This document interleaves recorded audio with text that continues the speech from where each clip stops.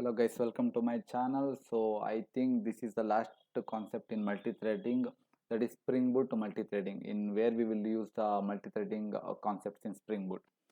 So I think you have all heard of at async annotations.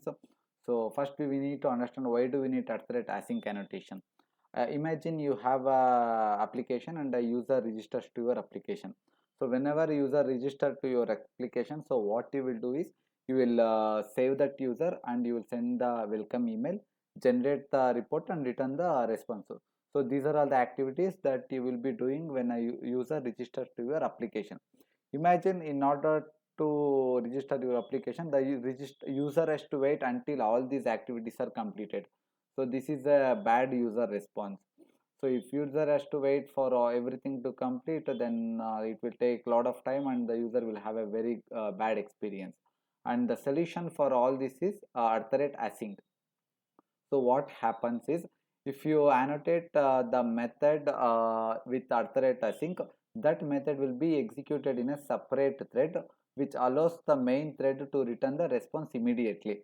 For example, in this operation, so the main thread will, whenever a user registers to the application, the main thread will be responsible for saving the user, and immediately the main thread will return the success response to the user. Okay, so that the user will get the immediate response and the responsiveness is also good. So now once after saving the user and returning the success response, the background threads will be responsible for sending an email, sending an SMS, and returning a response and generating the report. So now the user gets a faster response, and after that these threads can complete executing this task. So that is the use of async annotation. Now let's try to see it with an example. So I have a service class called as I have a service class with the name email service. So I annotated with service, and there is a method for sending an email. So that method is send email and it is just sending an email. So I annotate this method with async annotations. As soon as I annotate it, this method will be run in a separate thread whenever I call this method using email service dot send email. So because of which the user will get the immediate response. And let's go to the next thing, that is enable async. And in order to execute this method on a separate thread, you need to enable asynchronous programming. So how do you enable asynchronous programming is, you need to add an annotation to your Spring Boot applications in the in the starting of your application, where the @Spring Boot application annotation is there. You need to enable enable async. So without enable async, that async will not work. That means it won't run in a separate thread.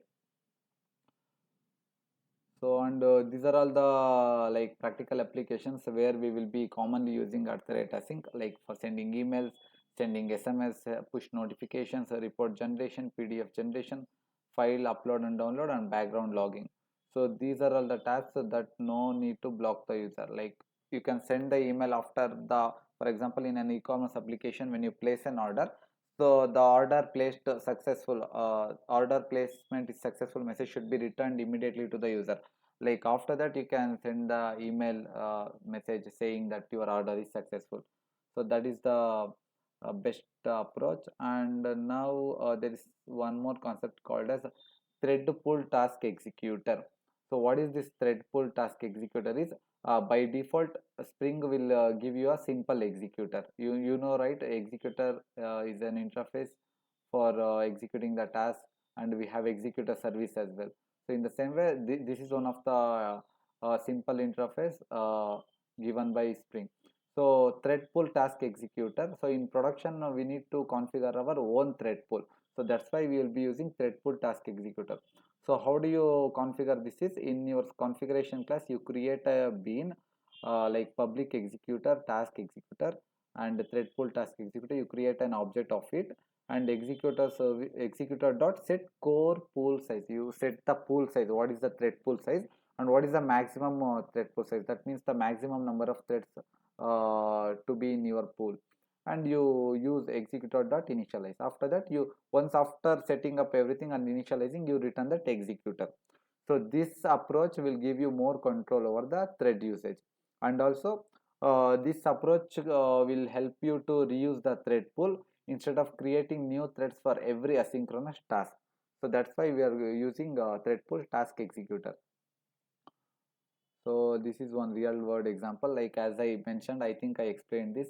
There is an e-commerce application, and whenever a customer places an order, the return success message should be sent immediately to the user, and the background tasks like sending email, generating the invoice, sending SMS, updating the analytics, everything should be done by background task, so that the customer won't wait for this background task to be executed. He will see the return, you will see the the success message immediately, so that it will have very good user experience. Async with completable future. So actually Arthret async with completable future, here what we are going to do is, here we are combining the Spring asynchronous support with Java's completable future, because Arthret async is from Spring and completable future is from Java. So we are combining both these concepts. So and also completable future will return as the result, right? When you submit a task, it will return as the future object. So that's why we are using it, the same method process order I am annotating with @async. It is returning a completable future object, like completable future dot completed future. I am returning success message. So yeah, I in the real time also, if you want to combine the both the features, Spring asynchronous with Java completable, you can use it like this.